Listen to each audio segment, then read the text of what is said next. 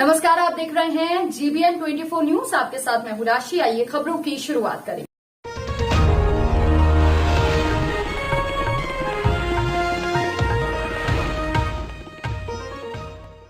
जाप सुप्रीमो राजेश रंजन उर्फ पप्पू यादव विपक्षी को आड़े लेकर जमकर बरसे। मामला सुपौल जिले के त्रिवेणीगंज अनुमंडलीय मुख्यालय अंतर्गत कोरियापट्टी पश्चिमी पंचायत में क्षेत्रीय भ्रमण करने के क्रम में पहुंचे जाप सुप्रीमो राजेश रंजन उर्फ पप्पू यादव ने विपक्षी को आड़े में लेकर जमकर बरसे।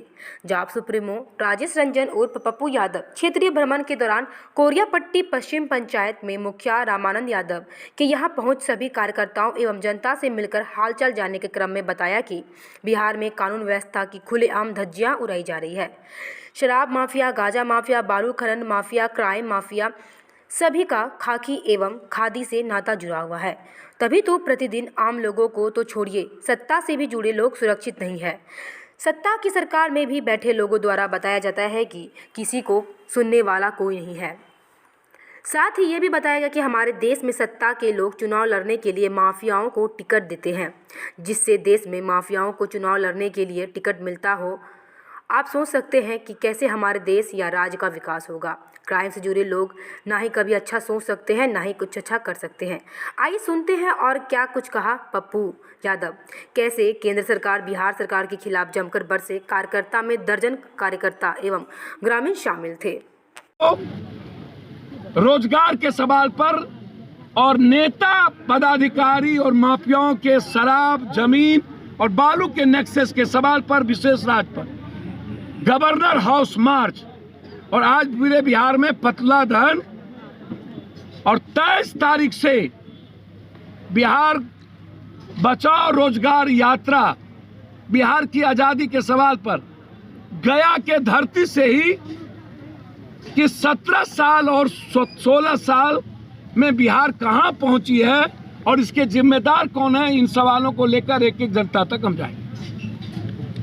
सर एक चीज़ बताइए, ये आप जो अभी बालू माफिया, भू माफिया और पदाधिकारी जो बात नहीं सुनते हैं या क्राइम के बात में, किसकी कमी आपको नजर आ रहा है? क्या कारण है? सर स्पीकर से पूछिए ना, संजय जायसवाल हमसे पूछ रहे हैं। स्पीकर कह रहा है मेरी औकात नहीं, तो खुद अपने मुंह से कहा कि सारा थानेदार बालू माफिया है।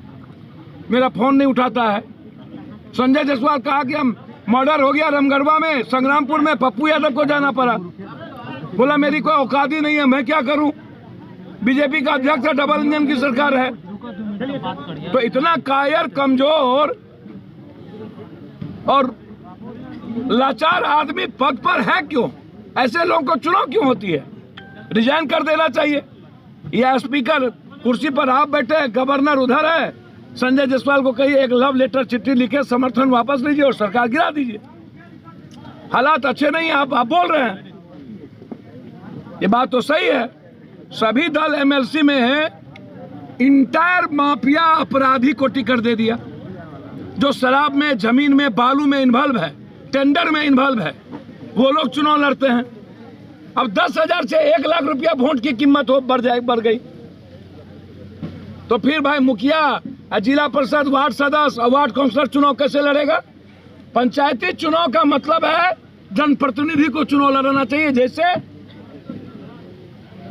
एजुकेशन में आप टीचर को लड़ाते हैं, तो आप माफिया को क्यों लड़ा रहे हैं? इसका मतलब है कि आपको अच्छे लोगों पर, भले लोगों पर, पढ़े लिखे लोगों पर भरोसा नहीं है। आप वोट तो लेते हैं गरीब की और टिकट देते हैं इन अपराधी, माफिया और 47 चलाने वालों। सर लगातार नवनिर्वाचित पंचायत प्रतिनिधियों का हत्या व हमला हो रहा है, उससे भैया वार्ड सदस्य मर रहे हैं, वार्ड सचिव मर रहे हैं। सीतामढ़ी में मुखिया पर हमला हुआ, उसके भाई मर गए। कुशवाहा जी की हत्या हुई। लगातार जितने मुखिया पंडारक भी हुए, सभी जगह पप्पू यादव के अलावा तो कोई गया नहीं। तो ये जो आपसी रंजिश बढ़े हैं और सुरक्षा नाम की चीज नहीं रह गई है, डर नहीं रहा है, जिसकी लाठी उसकी भैंस, तो हालात अच्छे तो नहीं है। आम आदमी ही सुरक्षित नहीं है, तो फिर जनप्रतिनिधि क्या सुरक्षित होगा? आज सुनते हैं कोई बयान दिया है कि राइफल जिला परिषद को दिया जाएगा। अब भैया जिला परिषद को राइफल रखने के लिए भी हमारे बगल में इनको तो बॉडीगार्ड चाहिए। अब ये कहाँ से यार राइफल कहाँ चलाएंगी बेचारी ये? या इनका हस्बैंड कहाँ से राइफल लेके रखेगा भैया? ये माफिया ही ना चुनाव लड़ेगा हो। कोई पढ़ल लिखल भला लोग तो चुनाव लड़ेगा नहीं, सब लुटेरा फुटेरा कुटेरा चुनाव लड़ेगा। तो विरोध तो करना पड़ेगा। सर विशेष राज्य पे क्या कहना है सर? विशेष राज्य के अलावा कोई रास्ता नहीं है। सबने मिल के बिहार का समाप्त किया है। नीतीश कुमार जी अटल जी के साथ थे, विशेष पैकेज नहीं ले पाए। इनको टैक्स फ्री कराना चाहिए था। लालू यादव जी 40,000 करोड़ रुपया लेके चुप हो गए। वो 40,000 करोड़ रुपया सरकार में कहाँ खर्च हुई वो लालू यादव जी से पूछिए। हमने कई बार हिसाब मांगा, उसकी नहीं मिली उस वक्त, जबकि उत्तराखंड और हिमाचल का टैक्स फ्री किया था अटल जी। और अभी नरेंद्र मोदी ने 20 साल के लिए जम्मू कश्मीर का जहां पर इसको मन होता है टैक्स फ्री करता है, और जहां इसका मन नहीं होता है ये टैक्स फ्री नहीं करता है। हम टैक्स फ्री बिहार चाहते हैं। इकोनॉमिकल जोन के रूप में आप बिहार को टैक्स फ्री करिए। या विशेष राज्य का किस मुंह से कहे थे गांधी मैदान में कि हम विशेष का निर्माण, कोसी बैरेज का चौड़ीकरण, सेलेटिंग को निकालना, मक्का पर आधारित, मखान पर आधारित फैक्ट्री का निर्माण हर परिस्थितियों में, और दूध उत्पादन की क्षमता हमारे इलाके में सबसे ज्यादा है। इसीलिए जो पहले फैक्ट्री थी हमारे यहाँ मधुबनी के, जो कभी गुजरात में हुआ करता था, बंद हो गई, दूध पर आधारित फैक्ट्री, विशेष पैकेज देकर हम कोसी और सीमांचल का निर्माण कर पाएंगे, जिसमें हमारे पास जमीन भी है। बीरपुर, कई बार बीरपुर एयरपोर्ट के लिए हमने सवाल उठा हम चुके हैं। हम पूर्णिया में हाई कोर्ट बेंच के लिए सवाल और राजधानी के सवाल पर सवाल उठा चुके हैं कि आप उप राजधानी बनाइए।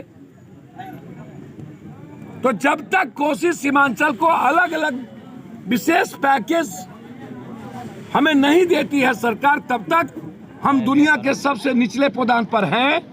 गरीबी में किशनगंज, अररिया, सुपौल और कटिहार आज के डेट में दुनिया का नंबर 1 पर है।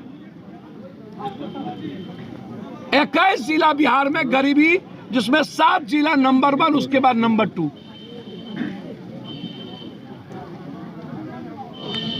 कोसी सीमांचल के लिए हम लोगों को मिलकर, बिना किसी राजनीति के, जिसकी क्षमता बहुत ज्यादा है, हम सिर्फ मक्का और मखान, धान, बाढ़ से मुक्ति दे दे हमें, दूध और फूड प्रोसेसिंग पर हम कोसी सीमांचल को दुनिया का नंबर 1 बना सकते हैं, और यहाँ के मजदूरों के पलायन को हम रोक सकते हैं। इसलिए लड़ाई, क्योंकि रोजगार तो अब मिल ही नहीं है, तो इसीलिए लगातार हम लोगों की लड़ाई उस ओर है और हम लोग उसी ओर काम कर रहे हैं। बिहार कैसे, बिहार की जनता सुरक्षित हो और सरकार, अब विपक्ष के पास 75 MLA होने के बाद उसकी कोई औकात ही नहीं है, वो रहना नहीं है, घर से निकलना नहीं है, शहीद होकर के राजनीति करनी है। जब अनुकंपा और बैसाखी पर राजनीति करिएगा, संघर्ष का रास्ता पता नहीं होगा, तो 75 MLA हो जाए या 200, बिहार का निर्माण कैसे कर पाइएगा? आप 15 साल 17 साल, आप 2 साल नीतीश जी के साथ रहे, 16 साल 17 साल नीतीश जी रहे, 15 साल पहले लालू जी 2 साल रहे, तो किसने रोका आपको रोजगार देने के लिए?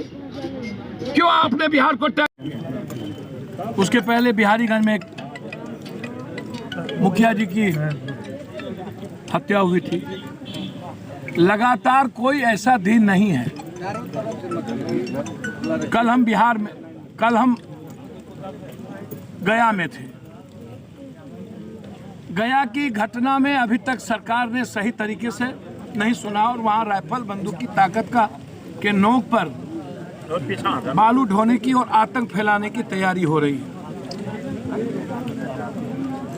मैं सरकार को चुनौती देता हूं, यदि परसों तक निपुण शर्मा, कौशल शर्मा, नवीन शर्मा और सिंडिकेट के मेंबर और इन माफियाओं पर कार्रवाई नहीं हुई और थाना प्रभारी निलंबित नहीं हुआ, और बालू की ढुआई जो आम आदमी चाहता नहीं हुआ, परसों के बाद उसी नदी में हम टेंट लगाएंगे। जितनी गोली और ताकत होगी हमको मार के खत्म कर लेना। जब तक माफियाओं का आतंक खत्म नहीं होगा तब तक मेरा धरना गया कि उसी नदी से शुरुआत, छोड़ेंगे नहीं। जो जो पदाधिकारी इन्वॉल्व है उसमें डीएसपी हो या कोई, उसको मुअत्तल करिए, उसकी इंक्वायरी करिए। जैसे दरभंगा की घटना पर हमने सीबीआई इंक्वायरी की मांग। इस बुलेटिन में फिलहाल के लिए इतना ही। अपडेट्स के लिए आप बने रहिए हमारे साथ। नमस्कार।